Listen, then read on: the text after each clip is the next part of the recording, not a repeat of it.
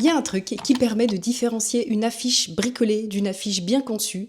C'est un truc qu'on ne voit pas à l'œil nu, c'est la grille et je t'en parle. La grille, c'est un système de lignes invisibles qu'on utilise dans la conception des affiches. Ces lignes vont permettre de disposer de manière correctement organisée les logos, les titres, les sous-titres, les différentes informations concernant une affiche, les photos ou les illustrations.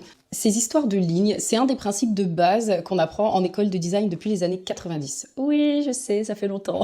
En fait, on s'en rend pas compte, mais un petit désalignement, l'œil s'en rendra compte. Donc on pourra peut-être pas expliquer pourquoi, mais on saura qu'il y a quelque chose qui va pas dans cette affiche.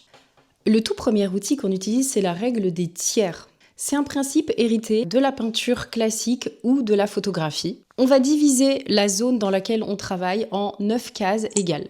C'est-à-dire qu'on va faire 2 lignes horizontales, 2 lignes verticales.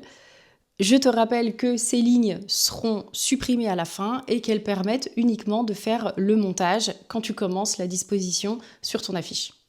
Ces différentes cases vont te permettre de disposer ton titre, ton logo, les différents éléments importants d'une affiche comme les lieux, les horaires, le QR code, peu importe. Le deuxième outil que tu peux avoir, c'est le sens de lecture. Alors, il y a plusieurs études, mais je ne vais pas trop rentrer dans le détail. Concernant les affiches qui servent à de la communication visuelle, on considère qu'on va commencer à lire en haut à gauche, bifurquer ensuite sur la droite, revenir en diagonale en bas à gauche et finir en bas à droite.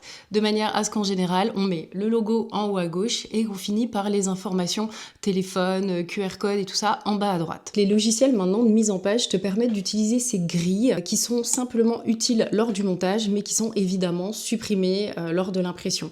Donc dans Canva, tu peux les retrouver. Il faut à tout prix que tu les mettes si tu veux avoir une structure qui est claire et qui va pouvoir, toi, t'aider à monter ton affiche. Concrètement, on fait quoi? Et bien dans Canva, tu vas afficher tes repères d'alignement. Ça te prend même pas 30 secondes et je te promets que ça va tout changer dans ta mise en page.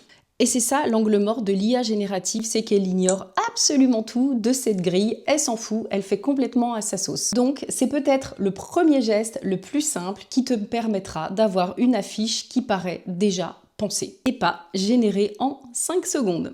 J'espère que ça vous a plu et que vous avez appris quelque chose. N'hésitez pas à rester par là et à vous abonner pour les prochaines vidéos. À bientôt!